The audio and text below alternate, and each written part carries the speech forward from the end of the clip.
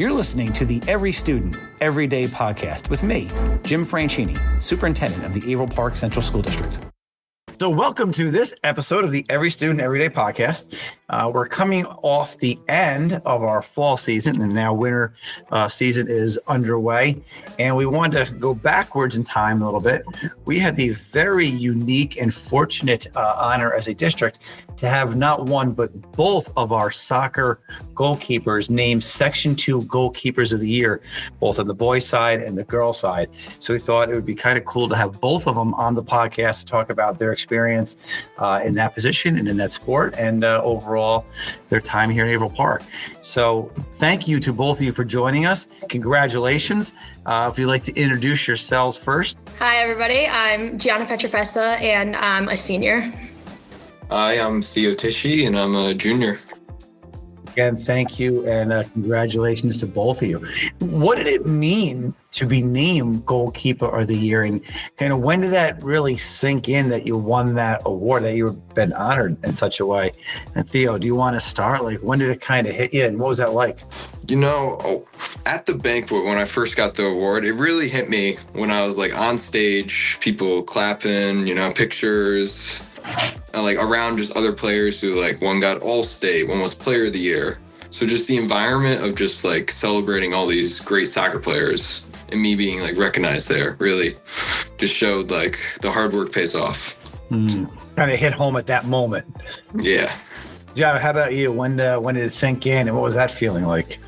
Yeah, I mean, I definitely agree with Theo. Like, once you like get up on that stage after they call your name and you can like see everybody like cheering, it's definitely a great feeling. Also for me, it was really great because I also got it my junior year as well. Sweet. So to get it 2 years in a row and like to sort of end off, on a high note, getting that big of an award on my senior year, it was a really great feeling. That's awesome. Hard to get it, harder to repeat and get it back to back. So the position itself is one that requires certainly a mental toughness, definitely a physical skill. How do you both prepare yourselves mentally before a game, especially the goalkeeper being such a high pressure position? I mean, all eyes are on you at those key moments. What type of preparation do you do? Yeah, so honestly, like being a goalie in itself, I feel like you just have to you have to be definitely a special person to put yourself under that much pressure. But I feel like for me, at least I've kind of always liked that pressure a little bit. I really like the quote, you have to be a goldfish. So even when you're in games and maybe you make a mistake or you do something you're not, proud of necessarily, you can get mad for a second, maybe like stomp your foot or something. A lot of times I'll like dig my foot into the ground. But then you just have to forget about it until at least after the game. So it's really just, preparing yourself. Yes, you might make a mistake, but also being like, no, it's not going to be all your fault. It has to get through 10 players before it can get to you. That's a great outlook. Theo, what about you? The mental part of the game. Yeah, like Gianna said, goalie, you need to be a certain person, like all the stress during the game and even like before the game.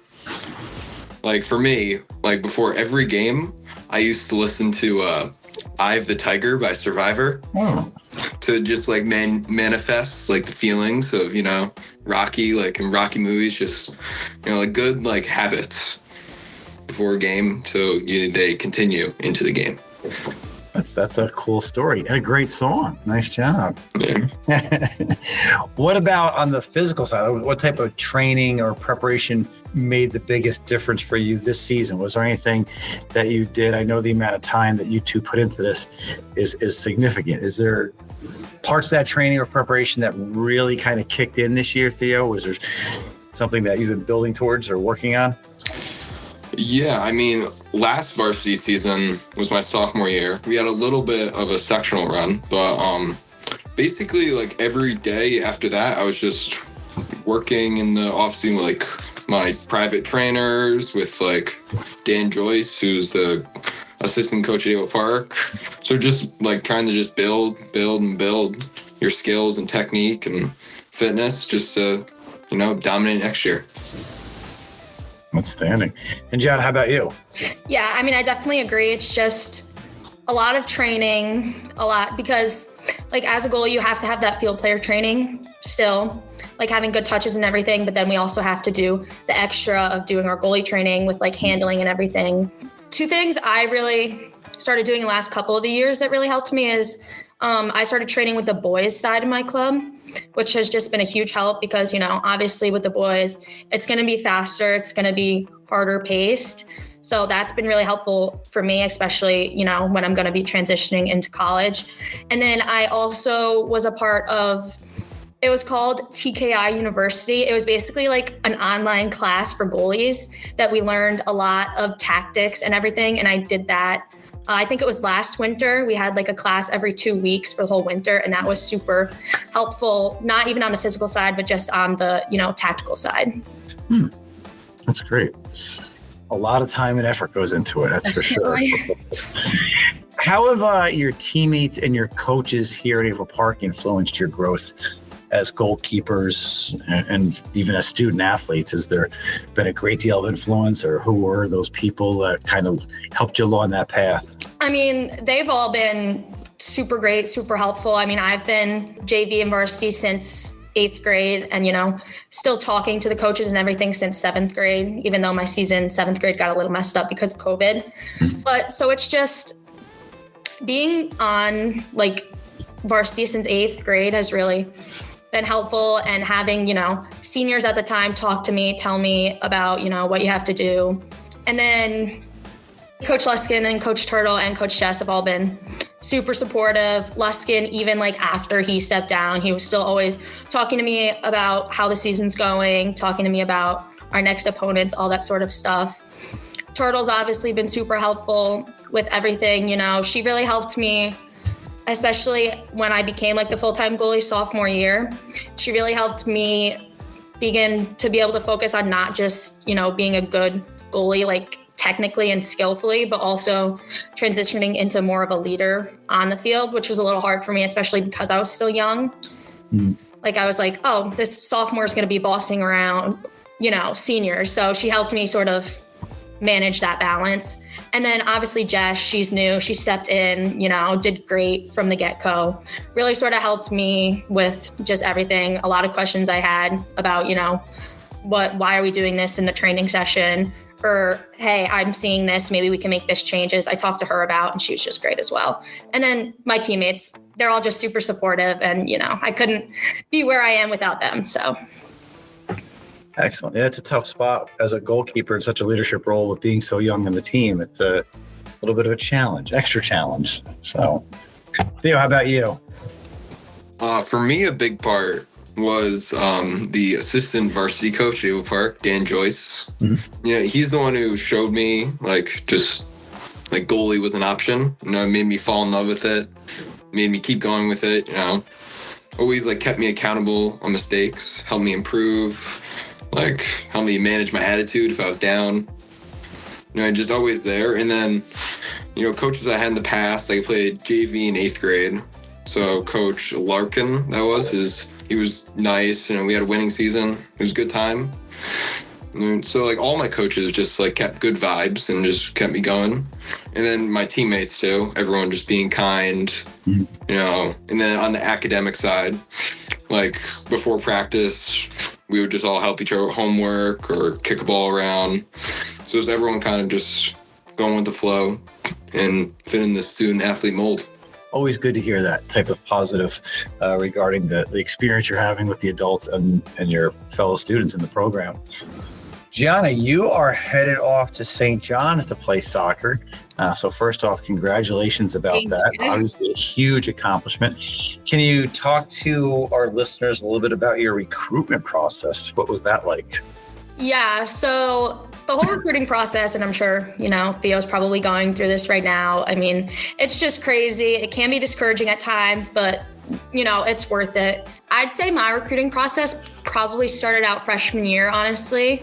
I had just transitioned to a club about 2 hours downstate just because I was going to get more exposure from coaches that way.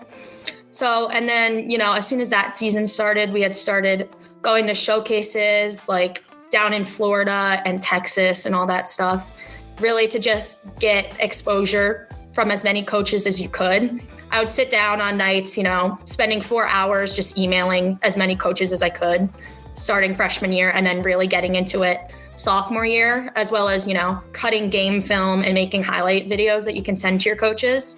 So that was really all of freshman and sophomore year. And then June 15th, somewhere after my sophomore year, I guess, was when the coaches could start Division I and Division II coaches could actually start reaching out to you and talking to you, because before that they could just invite you to an ID camp. So that day, I remember that day basically like it was yesterday. I was actually at a tournament that day. It was a little stressful. I was playing games, and my parents had my phone on the sideline, signaling me if a coach emailed me or something.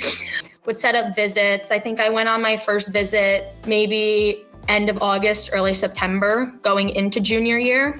Went to a couple ID camps that summer too. Those were super helpful. I do wish I probably went to more, but what's done is done. And then I sort of hit not a rut, but I wasn't talking to as many coaches as I had hoped I would. So I started emailing some other coaches maybe I wouldn't have emailed before. And then I remember, I think it was November of junior year, I'd actually emailed St. John's to come to one of my local showcases, and they didn't come. The email must have just they get countless emails a day. January of junior year, I went down to Florida for one of our big showcases, and they were at our game actually recruiting the goalie we were playing against. But I guess they saw me, and then one of my friends is actually down there now. She went to Shaker. She's a year older than me. She introduced me, had a few calls with them first, really liked what I was hearing in the calls, went on my overnight in February, and it was just, amazing. The second I got there, I was like, this is where I want to be. I just really loved it, and then committed later in February. It is quite a process. I don't think people who are outside of the sports world understand the time and effort that goes into it. And as you said, the emails and the game film and the visits and the camps, it's exhausting. So congratulations on it paying off for you. Finding a place that you're passionate about and interested in, aside from the soccer, it sounds like, is certainly the way to go about it. So that's great stuff. Theo, what about you? Are you looking to play soccer in college and keep this going, or where are you in your thoughts? Yeah, I'm looking to play in college. Like Gianna said, the recruiting process, all the emails, film, it's brutal. So I've just been going through it, emailing coaches, sending highlight reels, going to ID camps, showcases, my club. Hopefully coach likes me and I play, but if I don't play, then not the end of the world, just go to college. Yeah, it's a tough process, as we said. You don't know until you get something whether it's going to work out. So good luck with that as you go through it. What advice would you both give to younger players at Averill Park or student athletes who are looking to compete at a higher level? Is there any type of advice that you maybe try to impart? We always ask this question when we have students on the podcast of what advice they could share with others.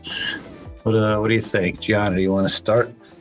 Yeah, I would just say, if you're young, looking to even join a soccer team or play goalie, definitely do it. Being here these past 5 years with the team has been, the highlight of my high school career. It's really it's just such a great environment to be in. And I think it's super important to not even soccer, but just be in a sport in general. It's just, it's a feeling like no other, especially when you get surrounded by a group that, you practice with every day for 3 months. You're going to make a bond. Some of these girls, I talk to girls still who were on the team as seniors when I was in 8th grade. So it's just, those friendships are going to stay with you probably for a long time. So I would just say, yes, definitely. If you're on the fence about, joining a team, or you think, oh, I'm not going to like this, or I'm not going to make friends, you definitely are. And then people who are looking to go at a higher level, I would just say, and really, wanting to make yourself as best as you can, is you have to understand that you're going to have to make sacrifices. You're going to have to sit down and be like, okay, am I okay to miss, this sleepover with my friends on the weekend, or miss going out to this party or something like that. So it's just being okay with making those sacrifices and thinking oh, maybe I'm not going to have a normal high school experience. That's just also what I would say is very important, being okay with that. That's outstanding advice. Well said. Theo, how about you? Yeah, like Gianna said, like playing on like a sports team is like a key high school experience. You know, just like being on the team, being around people, it's great. I still got one more year, but for like people who want to play at a higher level, just have a good attitude. Just for like really everybody, have a good attitude, hold yourself accountable. Like if you make mistakes, like don't get on yourself, but make sure it doesn't happen again. Or if it does happen again, you know, try and find a way to fix it, I guess.